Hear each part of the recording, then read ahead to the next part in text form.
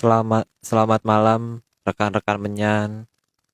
Selamat bergabung di kesempatan hari ini, hari Rabu tanggal 17 November 2021. Selamat malam semua. Selamat malam. Kita hari ini hadir salam Menyan, Mas. Nah, ini Mas Agung sudah bergabung.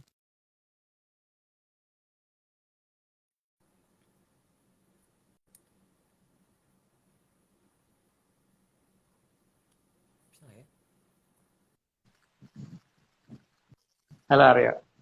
Halo, halo Om, halo Om. Ya, Suaraku aman ya? aman.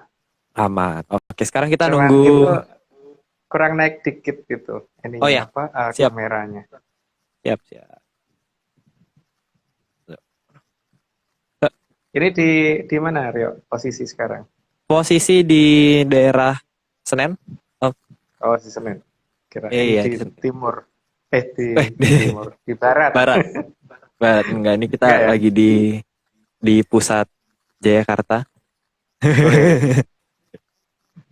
Ini kita nunggu Bro Hesko Samudra. Mana dia? Ya. Oke, itu dia.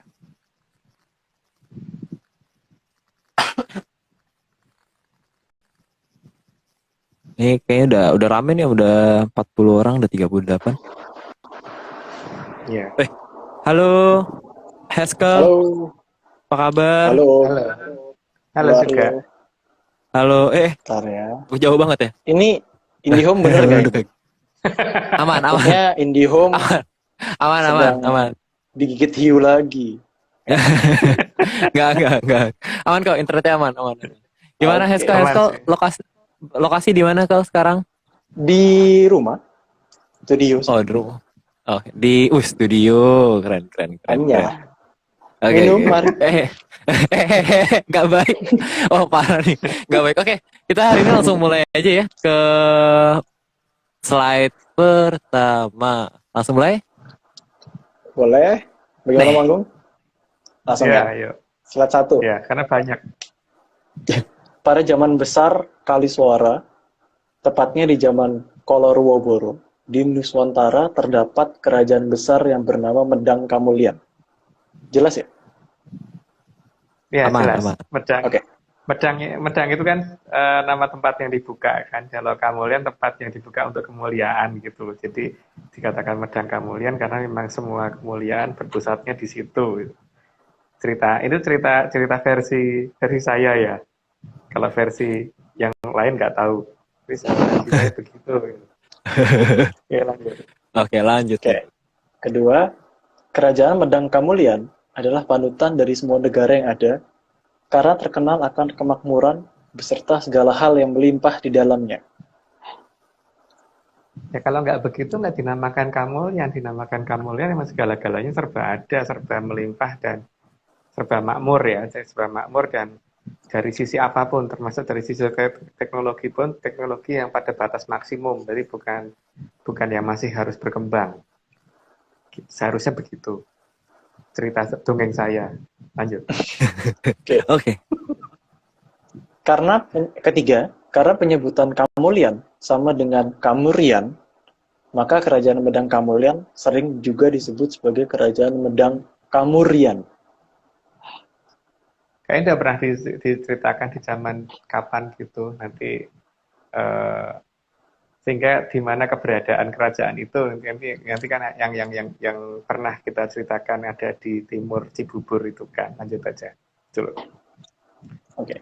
Keempat, maka anak-anak Medang Kamulian sering disebut anak Kamurian atau anak-anak Murian atau Lemurian.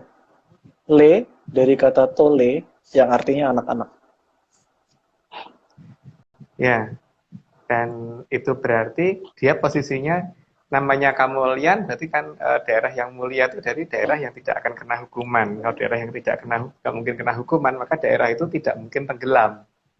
Jadi kalau dikatakan bahwa Medang Kamulyan atau Lemurian itu sekarang tenggelam atau sekarang sudah musnah atau gimana, itu nggak match dengan namanya, nggak match dengan ceritanya dan namanya dan apa tuh namanya sejarahnya gitu loh.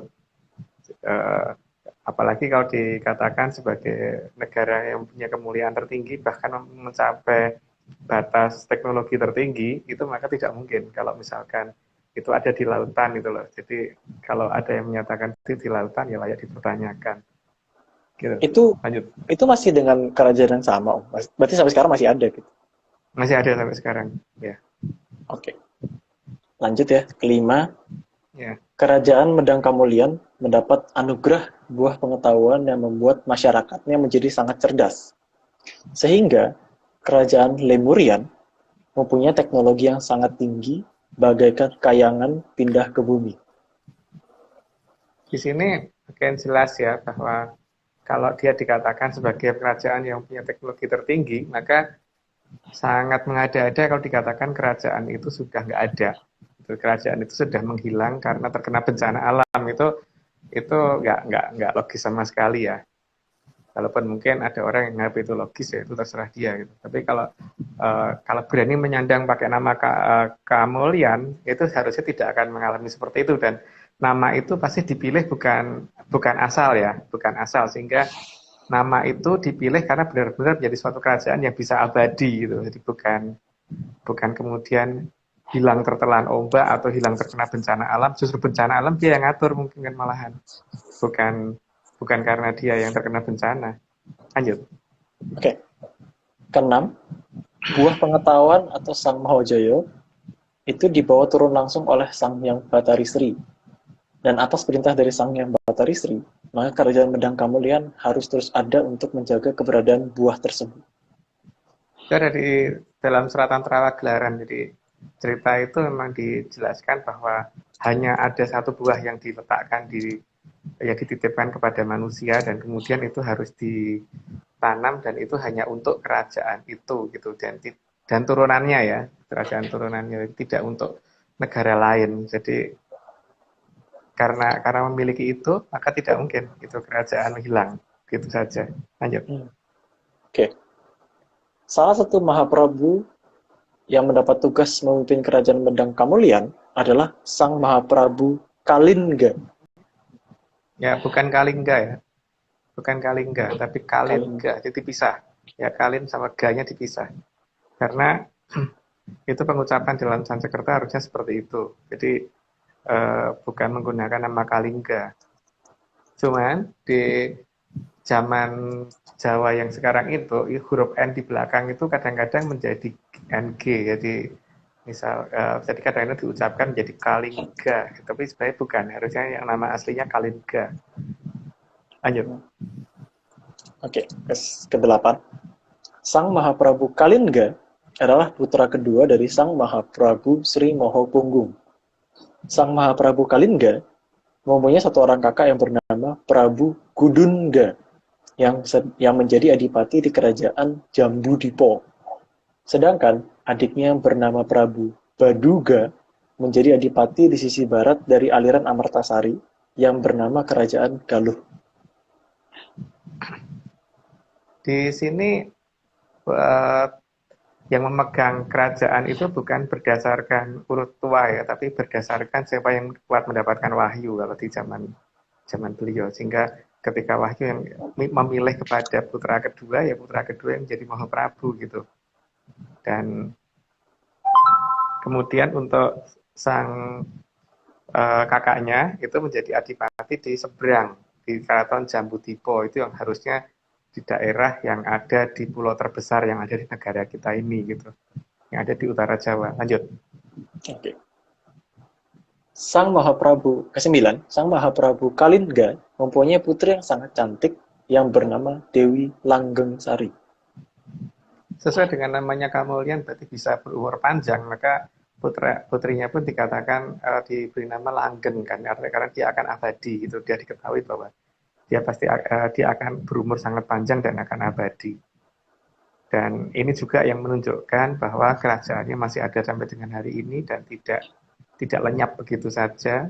seperti yang diperkirakan banyak orang. Dan namanya kerajaan Kamulyan berarti tidak mengatasi sesuatu bukan dengan cara perang. Jadi kalau dikatakan Lemurian pernah perang dengan Atlantis, itu layak dipertanyakan. Ayo, dilanjut. Oke, lanjut ke 10. Selain terkenal karena memiliki paras yang sangat cantik, sang putri juga dikenal karena kesaktiannya. Sehingga tidak ada satupun satria dari seluruh penjuru dunia yang berani mendekatinya. Terlalu sakti sih memang.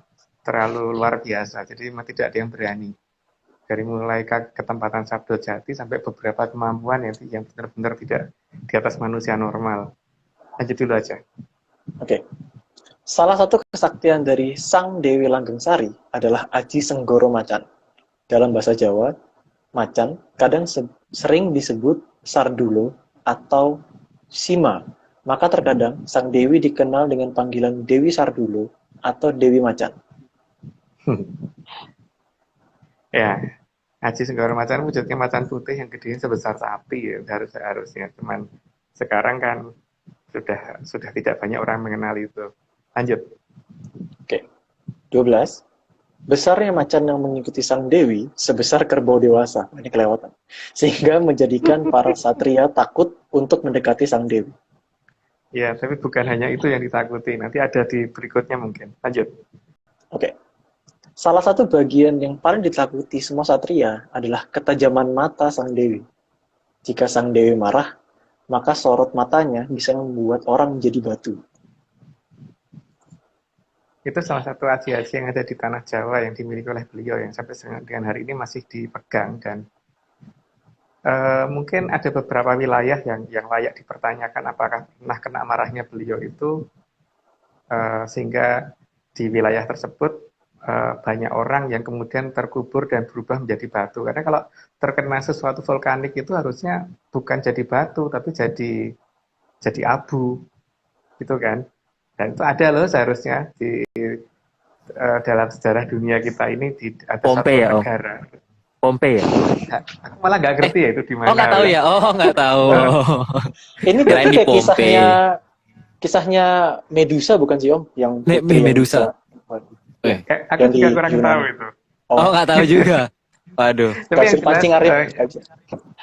yang jelas ada satu wilayah yang pernah kena marah beliau, sehingga satu negara itu berubah menjadi batu semua masyarakatnya. Dan coba ya perhatiin kalau waktu Gunung Merapi kemarin meletus, ketika orang terkena abu panas vulkanik, itu jadi apa sih? Jadi arang sama abu kan, bukan jadi batu.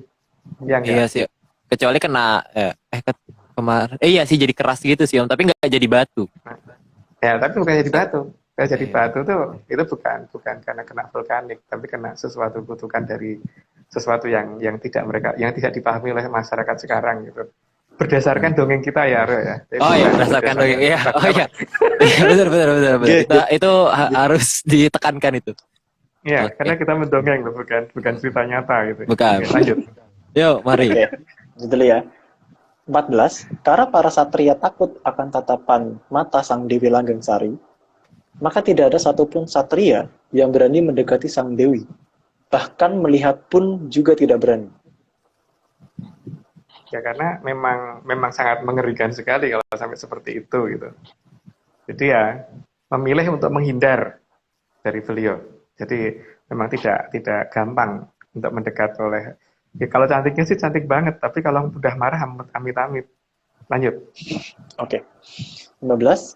Maka, untuk bisa mempertemukan jodoh untuk sang putrinya, Sang Mahaprabu Kalingga mengadakan pesta dengan menggunakan topeng. Dan inilah alasan kenapa ada pesta topeng pertama kali di Medang Kamulyan.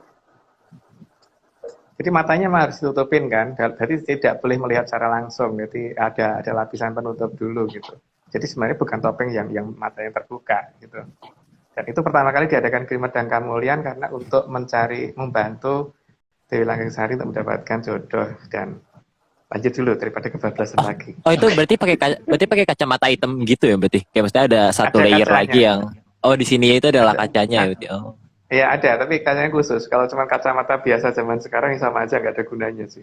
Ya, kacamata Masih hitam bisa. lah ya, kacamata hitam gitu kali. Kaca las, Ya. kacamata las.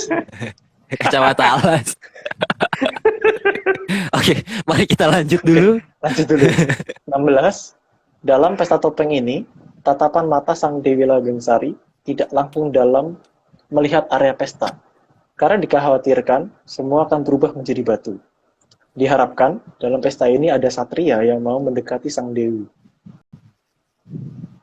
Nah, yang direncanakan seperti itu gitu. Lanjut dulu daripada kebablasan Oke. saya. Dalam acara tersebut, ada satu makhluk Aldoko yang ikut datang. Dan dia sangat terpikat dengan kecantikan Sang Dewi. Aldoko itu makhluk yang berkepala kebu, berbadan mirip manusia, tapi masih berbulu ya, berbulu seperti kebu gitu. Oke, Minotaur Lanjut. berarti.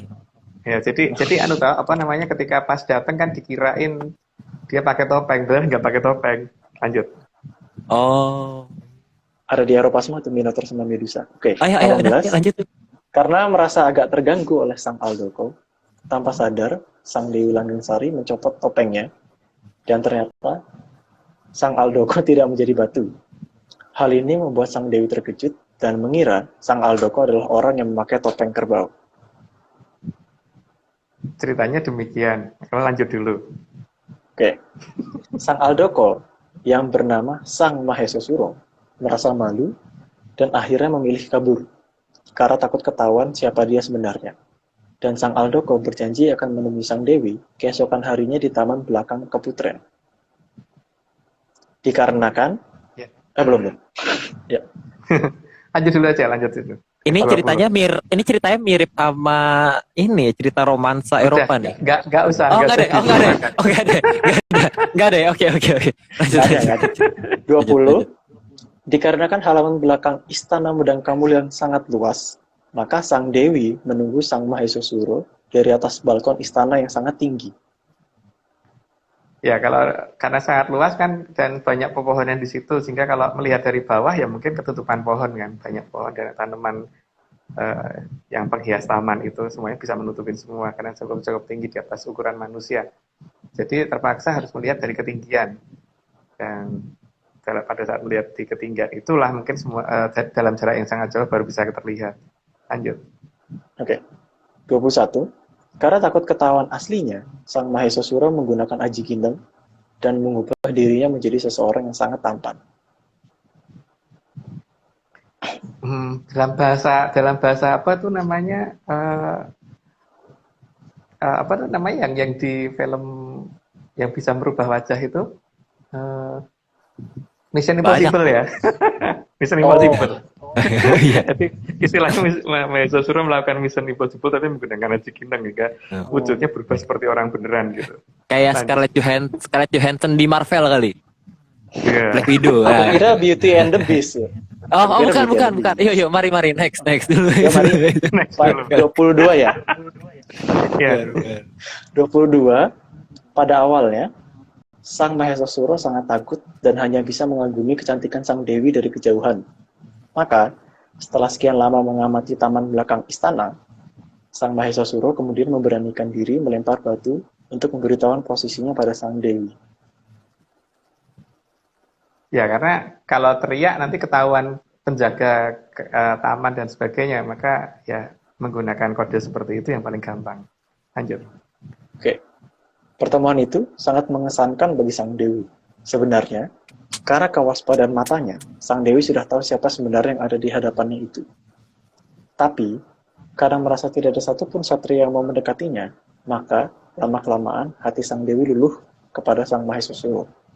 Sehingga pertemuan diam-diam di taman belakang keraton sering dilakukan. Ya, ceritanya begitu. Dilanjut aja.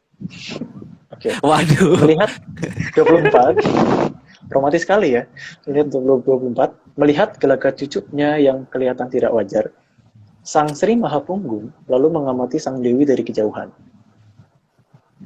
Ya, karena beliau mempunyai kemampuan untuk melihat dari kejauhan sih, tidak seperti kita ya. Kalau kita ketutupan tembok aja nggak kelihatan, kalau beliau kelihatan. Lanjut. Waduh. Oke.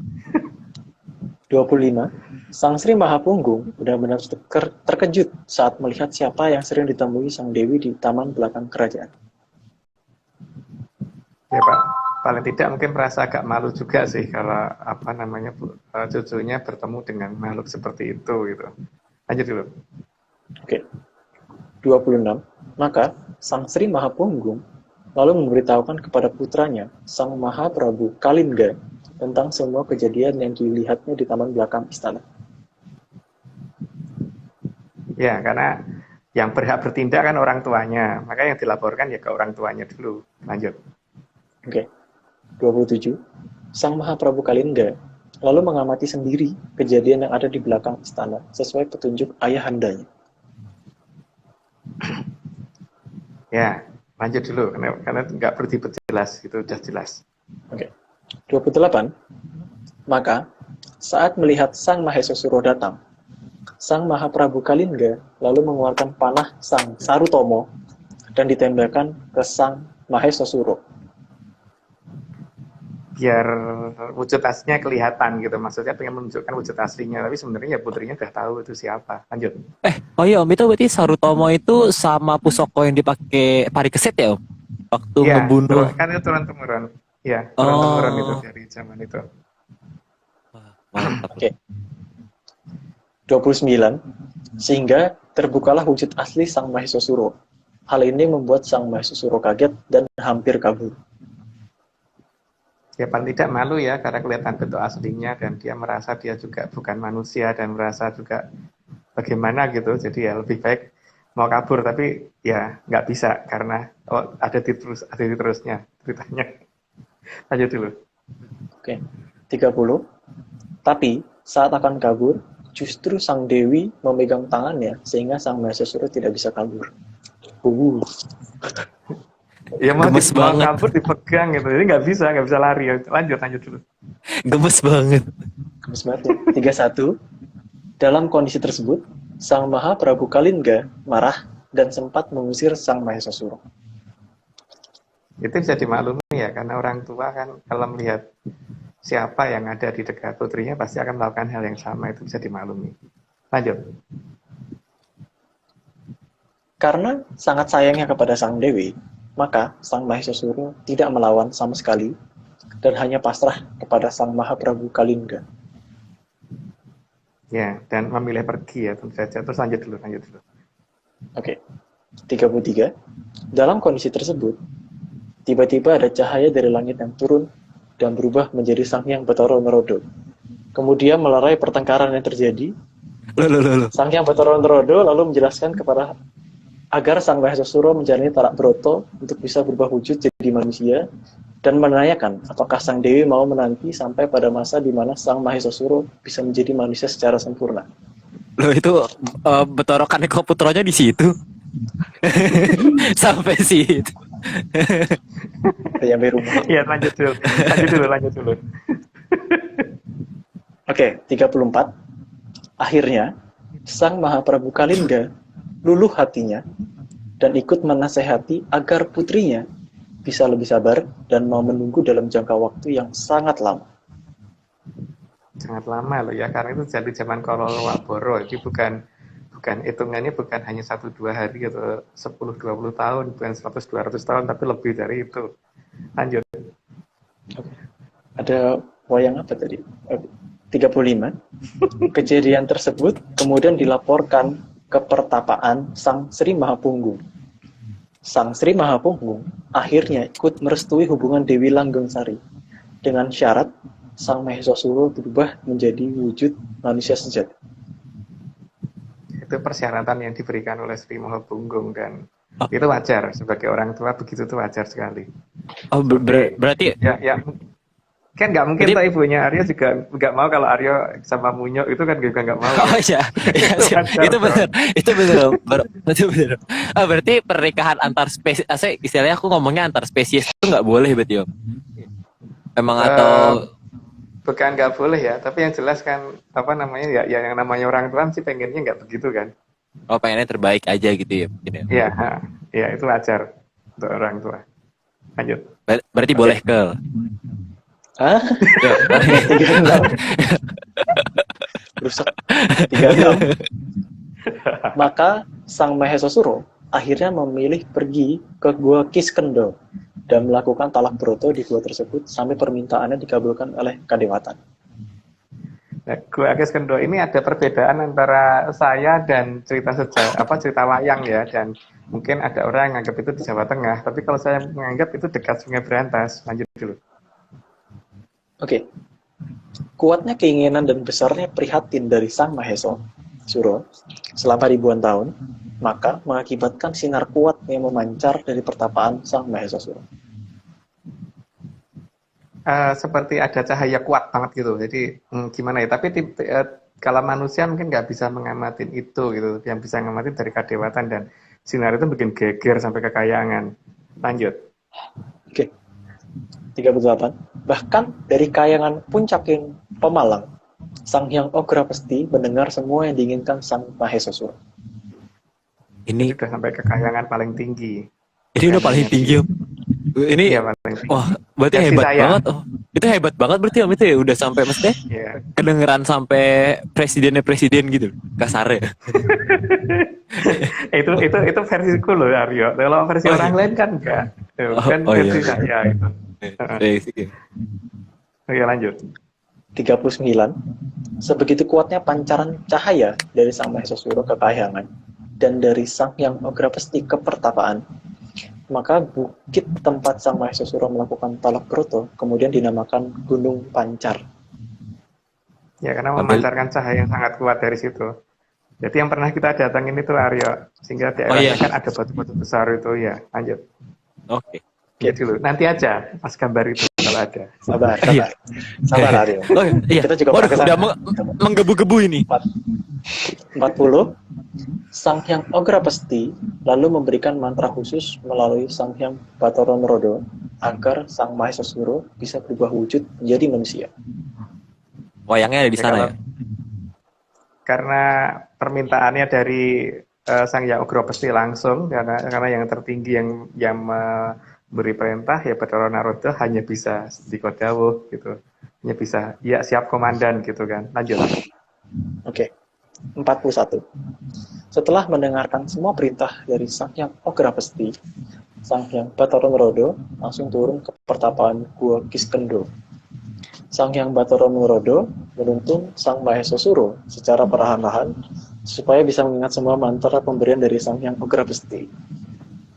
Tapi ya itu ya, karena begitu banyaknya yang harus diucapkan dan begitu banyaknya yang harus dihafalkan, sayangnya tidak semuanya bisa hafal gitu. Lanjut dulu. Oke. 42. Setelah Sang Hyang Bathara Narada pergi, ada bagian dari mantra yang terlupakan oleh Sang Mahesa Suro, sehingga seluruh badannya bisa berubah menjadi manusia, tapi kepalanya belum bisa berubah. Sebenarnya bukan hanya kepala sih, sebagian badan masih ada sedikit-sedikit gitu. Seperti kuku di kaki dan warna kuku di kaki, terus kemudian ada sedikit bulu di kaki yang masih menunjukkan bahwa itu Aldoko bukan manusia. Tapi itu tidak begitu terlihat sebenarnya. Tapi yang paling ekstrim di bagian kepala. Lanjut. Oke. 43. Hal ini membuat Sang Dewi Langgeng Sari kecewa dan berencana naik ke kahyangan untuk bertanya kepada Sang Hyang Bathara Narada dan akan mengamuk di kahyangan jikalau Sang Hyang Bathara Narada tidak mau menuntun ulang Sang Mahesa Suro. Ya karena menantinya sudah sangat lama, kemudian ternyata tetap seperti itu yang ya pasti beliau pasti nggak akan terima. Lanjut. Oh ini serem juga ya kita ya. Leluhur kita semua nggak terima naik gitu. Masalahnya kan cara naik ke kayangan itu zaman sekarang ininya hilang gara-gara banyak ajaran yang berubah. Nah, cara itu kan yang harusnya dikembalikan. Tapi ya itu kalau dianggap dongeng ya nggak apa-apa. Lanjut. Oh iya. Oke. 44. Karena tidak mau ada perang di kahyangan, maka Sang Mahesa Suro meminta agar Sang Dewi bersabar. Karena Sang Mahesa Suro akan berusaha meminta bantuan dari Resi Subali. Oh di situ. Jadi sini nanti ada cerita yang agak berbeda dengan cerita wayang ya. Saya sih berkali-kali bertanya kepada yang saya dan memang ternyata ada cerita yang benar-benar ekstrim bedanya di bagian sini ke bawah. Lanjut. Oke, Apa itu?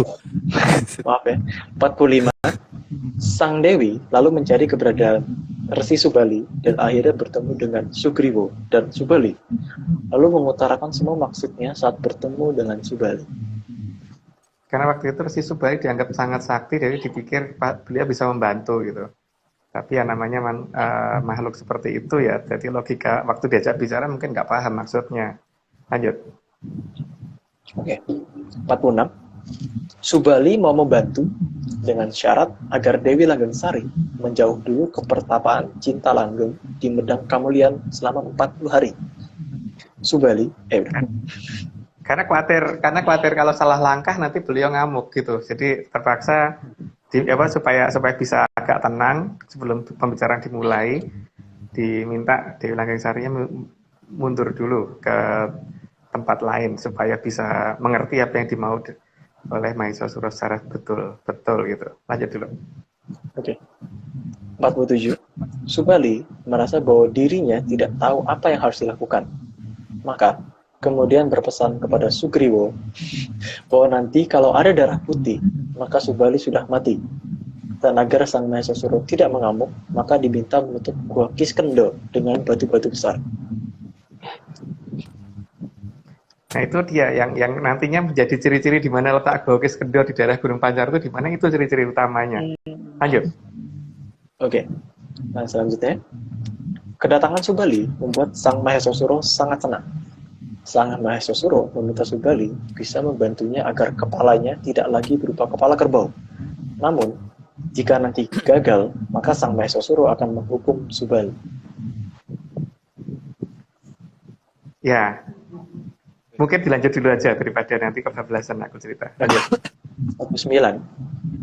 Subali yang salah menerima maksud permintaan Mahesasura meminta Mahesasura tidur tengkurap. Subali lalu mengambil batu besar, memukulkan ke kepala sang Mahesasura sampai pecah. Karena salah mengerti maksudnya kan tadinya yang diminta adalah supaya beliau tidak berkepala kebo lagi gitu kan. Ya, Subali bener kan supaya tidak berkepala kebo lagi, dihancurkan. Nggak salah sih, tapi nggak salah. salah komunikasi sih sebenarnya itu. Lanjut. Nanya Mungkin ke Wano. keburu-buru juga kali ya. Keburu-buru ngomongnya mungkin. Ya. Iya. 50. Pecahnya kepala sang Mahesasura mengakibatkan keluar darah berupa aliran merah yang panas. Aliran ini dinamakan kawah merah yang ada di daerah Pancar. Ya, sehingga sampai mengalir ke persawahannya pun di situ masih berupa air yang warnanya merah dan agak panas gitu. Dan ini menunjukkan bahwa cerita itu ada gitu loh. Dan karena Mahesasura itu dulu dikenal sebagai Panglima Mandala, bukan Mandala yang ada di zamannya di zaman negara kita ya, zaman sekarang ya, tapi zaman dulu maka dikenal sebagai si Mandala gitu kan. Maka di daerah sana pasti ada daerah namanya si Mandala gitu. Lanjut. Oke. Maaf nih ya, karena kepalanya pecah, otak dari sang Mahesasura juga ikut mengalir keluar dari Gua Kiskendha. Sesuai dengan petunjuk sebelumnya, melihat adanya aliran putih yang mengalir, maka Sugriwa berpikir bahwa kakaknya Subali sudah meninggal. Ya, makanya juga ada mata air kawah putih di sana juga kan. Lanjut. Iya. Oke. Iya. Maka Sugriwa lalu menutup Gua Kiskendha dengan batu-batu besar, sehingga tidak ada yang bisa keluar dari tempat itu. Dan itu ada di daerah, ya mungkin dianggap aja kebetulan mirip ya, tapi itu ada di daerah dekat sana gitu, di dekat Gunung Pancar sana. Bukan dekat sih, memang di Gunung Pancar ya. Itu kalau kita waktu mendaki ke lokasi itu tuh kira-kira dari jalan itu berapa ratus meter sih Aryo? Kurang Waktu lebih itu. 200 kali ya, nggak nyampe 200 ya, Lebih. 200 lebih ya, Kayaknya 200 lebih ya, atau 200 meter doang. 200 lebih kayaknya sih Om. Karena naik ya, kondisinya naik, Ya. agak naik. Dan itu lokasi aneh kan, batu-batunya cuma ngumpul di satu tempat kayak di ujung gua gitu ya. Iya, jadi sebenarnya anehnya itu kalau misalnya normal ya, kan biasanya kalau misalnya emang itu hasil erupsi gunung, nggak tahu gunung apa, harusnya kan batunya itu ada di mana-mana, tapi ini masalahnya batunya ada di satu tempat doang gitu loh, satu tempat yang areanya kali 15 kali 15 meter kali ya Om ya? Lebih ya. Lebih banget ya itu. Jadi daerahnya itu benar-benar terkumpul di batu-batu, itu cuma ada di situ gitu posisinya. Ini kayaknya abis ini ada dia fotonya. Oh iya. Oke, lanjut.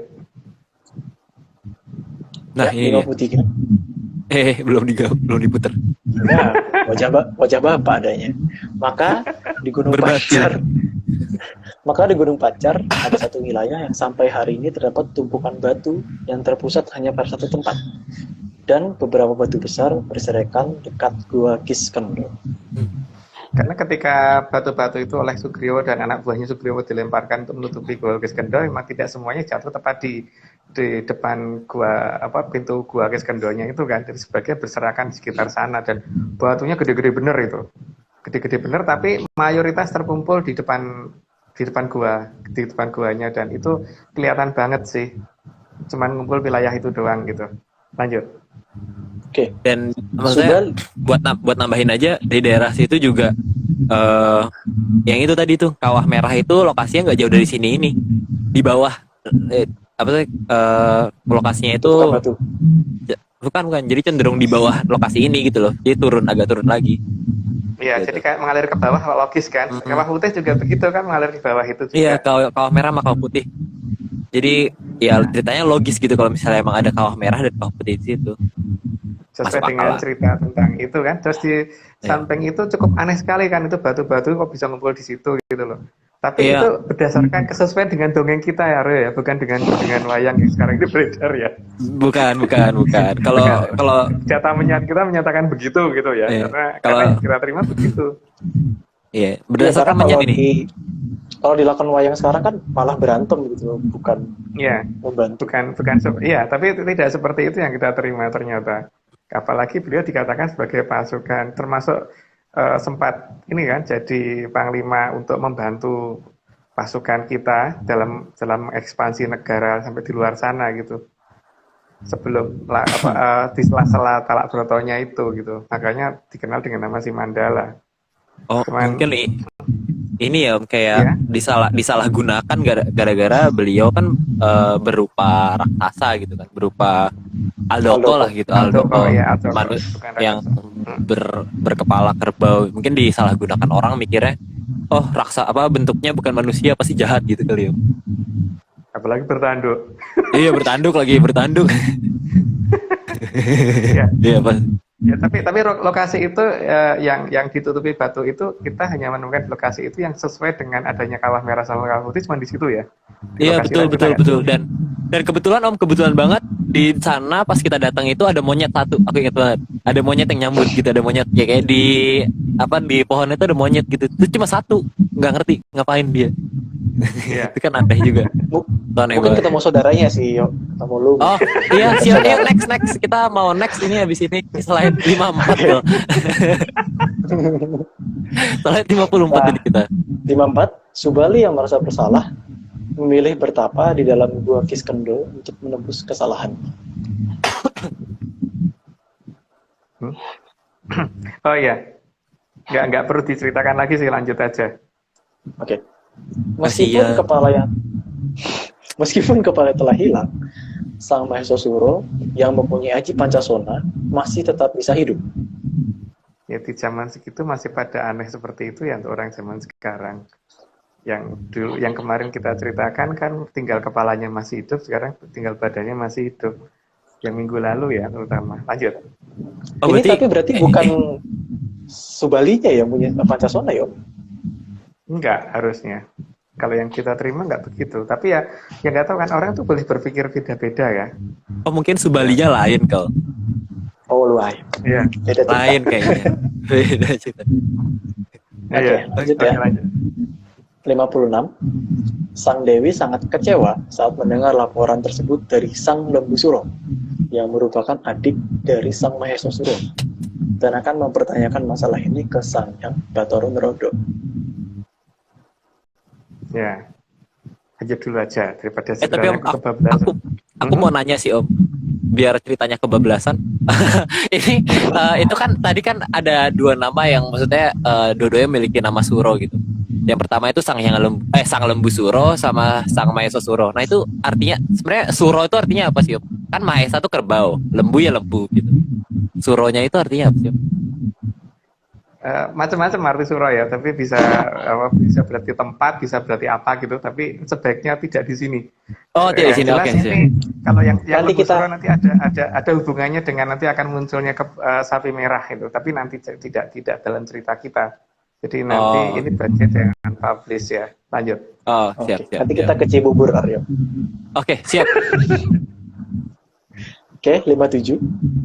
Mengetahui cucunya akan menyerang kahyangan, maka Kumoro dari Sang Sri Mahapunggu mendatangi sang putri dan meminta sang putri untuk bersabar. Karena pada akhir zaman Wilwotikto nanti, Sang Mahesa Suro akan berubah menjadi manusia seutuhnya. Itu berarti sang putri harus menunggu sampai zaman Kala Wisoyo berakhir. Sekaligus diminta menunggu kedatangan Sang Mahaprabu Brawijaya VIII yang nantinya akan memberitahukan tata caranya. Ya demi keamanan ya, karena kalau ngamuk nanti dewa pada jadi batu semua gitu. Oke, lanjut dulu. Oh, bentar. Ini bentar, Om. Berarti kalau ngambuk Dewo pun kena kutukannya, Om. Kena. Waduh. Wow. Agak ekstrim Versi juga. cerita kita ya, versi cerita kita ya. Karena beliau emang di situ ininya kemampuan. Makanya kan dalam karena akhirnya nanti beliau akan diikuti oleh Sang Hyang Brodoro Ismoyo kan, makanya Brodoro Ismoyo kalau bicara kan kalau ngamuk juga menggunakan kata-kata itu kan, begek saat itu mel gitu kan. Oh, oke. Artinya itu ntar, nggak sekarang. Oh, itu malah pas Nggak ngamuk, sekarang. Om. Itu malah pas ngamuk, Om. Ya pokoknya kalau ngamuk begitu, benar-benar berbahaya itu. Oke, lanjut. Oke. Kan Itu zaman malah dulu kan, zaman dulu tuh manusia tuh tidak nerima yang pantung kok. Kalau ada yang dari kayangan dia tidak adil ya jadi gempur, bukan kemudian diterima begitu aja gitu. berarti Kalau zaman budaya demonstrasi emang udah dari dulu ya kita ya. Iya. Iya, betul. Tukang demo. Demonstrasinya nyerang kayangan ya. Oke, 58. 58. Namun bersama dengan hal itu, ada cahaya kuat yang merupakan perwujudan dari Sang Hyang Ograpesti yang meminta Dewi Langgangsari agar mau mendukung Sang Mahesa Suro saat perubahan zaman dari Kala Bendu ke Kala Subo. Yang artinya, umur Dewi Langgangsari akan mencapai lebih dari 3/4 umur bumi. di saat itu, kurang kata itu ya, di saat itu nanti gitu. Oke, lanjut dulu. Gimana 3/4 umur bumi di masa itu atau sekarang, Om? Maksudnya? Di masa itu tuh berarti masa sekarang ini gitu kan, masa pas perubahan zaman kalau Bendu ke kalau Subo. Nah, kalau sekarang zaman apa kenapa nggak tahu, Aryo?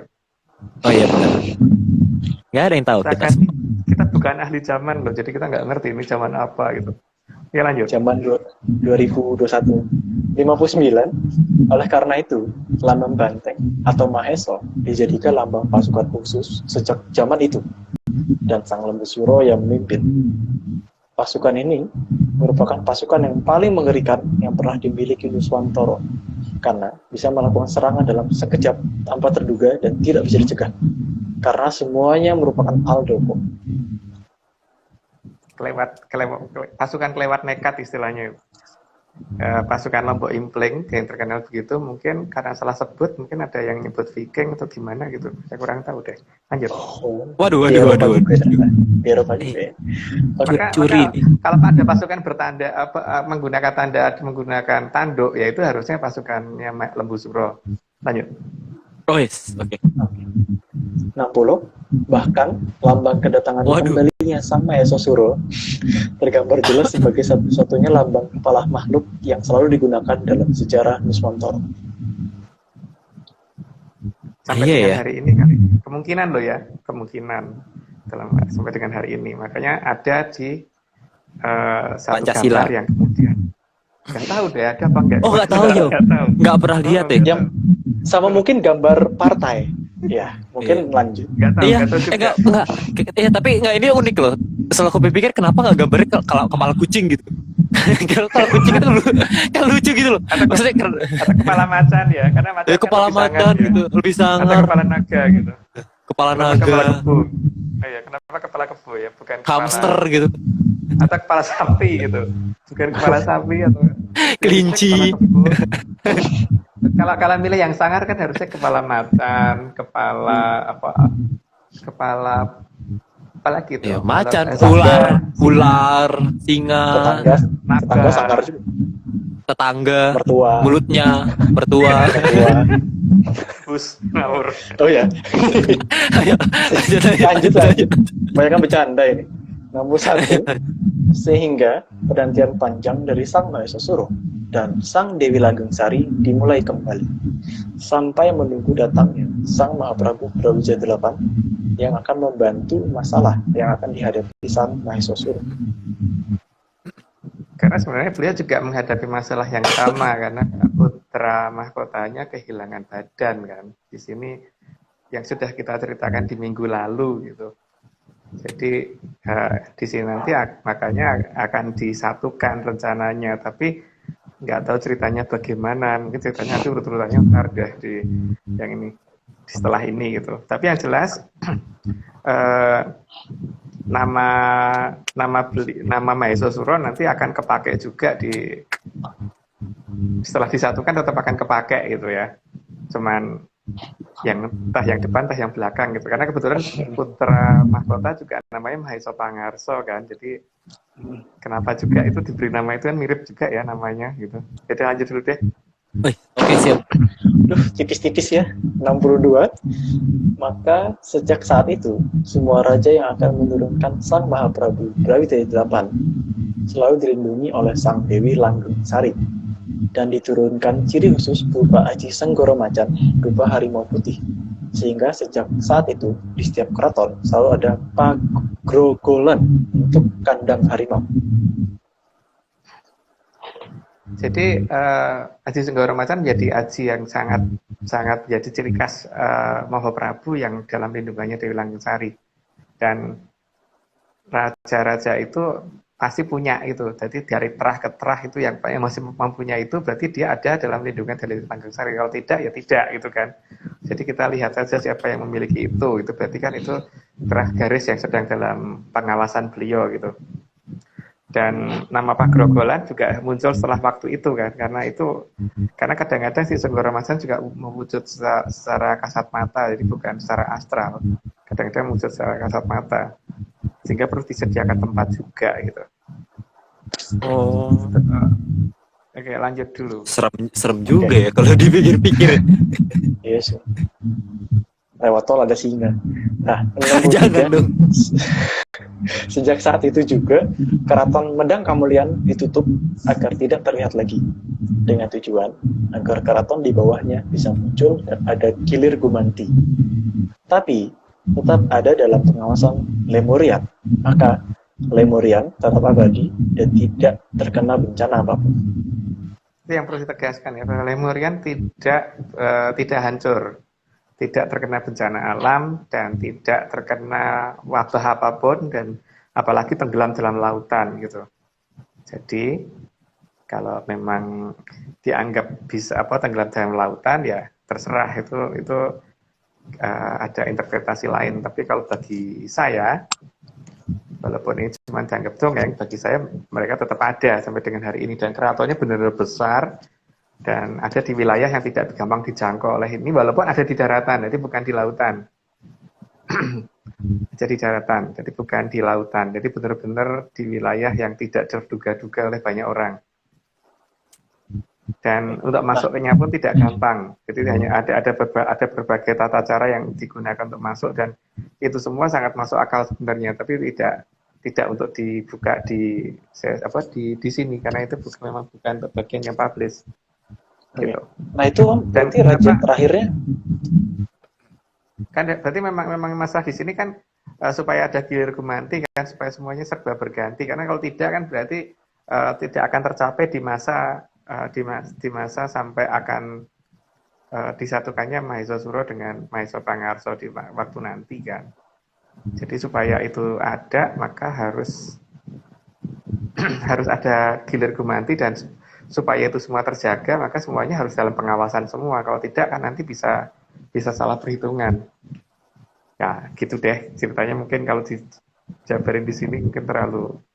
Nah, itu berarti raja terakhirnya itu masih Sang Mahaprabu Kalingga atau tetap berganti raja di Padang Kamulian? Udah diganti raja. Sudah berganti raja, tapi untuk saat ini sudah dikembalikan lagi ke Dewi Langgeng Sari lagi. Karena sudah mendekati zaman yang dinanti gitu. Berarti menjadi Sang Maharatu ya? Setelah Dewi Langgeng Sari kan kerajaan berpindah dipegang oleh Prabu Baduga, kemudian pindah ke Galuh. Pusat kerajaan pindah ke Galuh. Tapi itu tidak dalam cerita yang kita buka. Lanjut dulu aja. Oke, siap. 64, dan sejak itu pula hanya diizinkan oleh Sang Dewi saja yang bisa melihat kerajaan Lemurian. Dan hanya di Lemurianlah buah pengetahuan Sang Mahajaya disembunyikan dan hanya diberikan kepada yang akan menurunkan Sang Mahaprabu Brawijaya 8. Jadi Brawijaya sampai 8 itu cerita saya ya, dan yang jelas makanya kenapa yang jadi raja pertama di kerajaan Wilmotekto itu kok Raden Tanduran atau Joko Sesuruh, karena yang mengenal tanaman. Begitu juga kenapa yang menjadi pamong Panembahan Senopati kok Juru Mertani bukan Ki Ageng Pemanahan gitu kan, namanya dia sudah Juru Mertani, berarti kan dia ahli tanaman. Jadi di sini kalau berdasarkan apa yang kita mengerti, jadi berdasarkan menyan kita gitu, itu Lemurian itu betul-betul masih ada, sehingga bahkan sampai di kerajaan Wilmotekto dan kerajaannya Panembahan Senopati itu masih ada cerita tentang itu gitu loh, masih ada cerita tentang bagaimana supaya mendapatkan buah itu gitu, sehingga yang bisa mendekat ke buah itu yang menjadi raja besar atau pamong sang raja gitu kan. Ada cerita itu kan yang jelas. Makanya kenapa pamongnya Panembahan Senopati bukan Ki Ageng Pemanahan yang ahli perang, malah Juru Mertani. Dan begitu juga kenapa Raja Wilmotekto pertama malah Raden Tanduran, bukan Aryang Bangga atau Aryo Bangah yang juga satrio yang sangat-sangat hebat, yang ahli perang, tapi malah si Joko Sesuruh atau Raden Tanduran yang kemudian menjadi raja pertama gitu. Itu versi saya loh ya, tapi kalau tidak harus dipercaya gitu. Lanjut. Ini yang buah mojo itu ya? Enggak, berarti kita kesimpulannya jangan belajar perang tapi belajar bertani. Ya. Bertahan hidup. Ya, main Harvest Moon. Aduh. Slide terakhir. Waduh nih, Jawaku diuji nih. Sampun dados kersaning Kyang, timbulin jatining kamulian, amiwiti wangsuling Sang Kertosuro, inggih Sang Surakarta. Itu akan kita ceritakan minggu depan. Kita akan ceritakan minggu depan karena ini nanti nyambung kenapa ketika digabung kan menjadi Kartosuro atau Surakarta itu. Oh. Jadi, tapi itu versi kita loh ya, jangan dihubungkan dengan nama wilayah yang saat ini ada loh ya. Oh. Jadi paham. Ya kan? Oh. Karta dari nama siapa, sementara Suro dari nama siapa gitu kan. Jadi kalau melihatnya dari arah kepala ke arah badan, berarti kita nyebutnya Kartosuro. Tapi kalau yang melihatnya badan ke arah kepala, berarti nyebutnya Surakarta kan. Maka kemudian dikatakan Adiningrat karena nanti ada Wahyu Cakraningrat yang akan masuk ke mereka gitu kan. Sehingga ada 3 sosok yang akan menjadi satu gitu. Tritunggal di situ. Oke, berarti kata saya loh, dongengku gitu.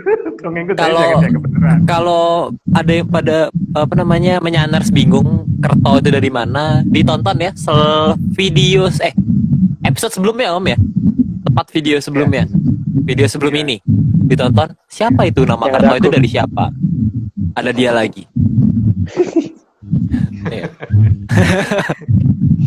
Ya, jadi cerita prosesnya cukup panjang, yang besok itu mungkin sekitar 90 slaide-an.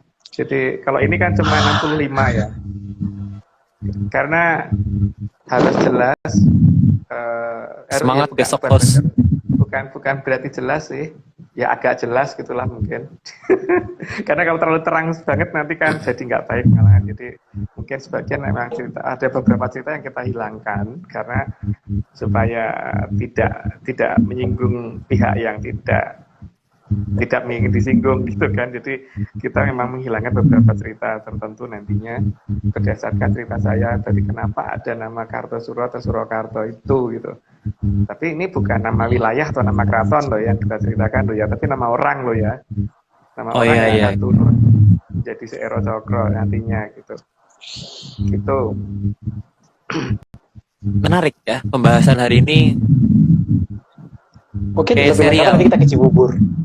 Ya, Tapi nggak, ini kayak yang jelas kan kayak nonton series. yang ini tapi yang ini kan nomor 65 ini sebenarnya tidak untuk diterjemahkan kan, cuman hanya itu pernyataan dari kita bahwa sampai dengan ini kita udah gak ceritanya. Seharusnya kan cerita Mahasiswa itu lebih dulu daripada cerita yang kemarin. Cuman kalau dimulai dari yang dimulai dari yang Mahasiswa mungkin pada bingung nanti ceritanya. Makanya kita mulai dari yang kemarin dulu, baru yang ini gitu supaya tingkat bingungnya lebih kecil walaupun mungkin tetap bingung sih ya. Ya, bingungnya dari 80 jadi 75. Kurang 5 dong. Enggak dong Aryo, dari 95 jadi 94 setengah gitu loh. Oh, oke. Siap. Bingungnya bukan Bingungnya. Bingungnya. Jelasnya dari jelasnya dari 5% menjadi 5,5% gitu kan. Jadi tapi kan ada nambahnya gitu loh, yang penting itu. Persen loh, emper berarti. Ya. Berarti Om, Desimbang. dari mulai yang Dewi Langgeng Sari dan Dewi Tanjung Sari itu berarti sampai sekarang masih Tolok Broto itu. Harusnya masih. Cuman ini kan cerita saya ya, jadi tidak wajib dikatakan iya gitu. Jadi Menarik. soalnya kalau dikatakan iya nanti kita repot untuk ngajak untuk diminta membuktikan Aryo, karena kan masalahnya beliau tidak mau. Itu kan. Tapi cuman beberapa karena beliau hanya mau menunjukkan kan ke itu ke Sang Kartosuro, bukan ke orang yang tidak mau bikin gitu. Sangkar. Itu kan problemnya di situ kan. Ya. Jadi gitu. Ini wayangnya sudah available, wayangnya Sangkar Waduh. Suro kemarin yang digambarkan dari sebelum-sebelumnya ini. Sebelum-sebelumnya gambarnya kayak gini loh. Hah?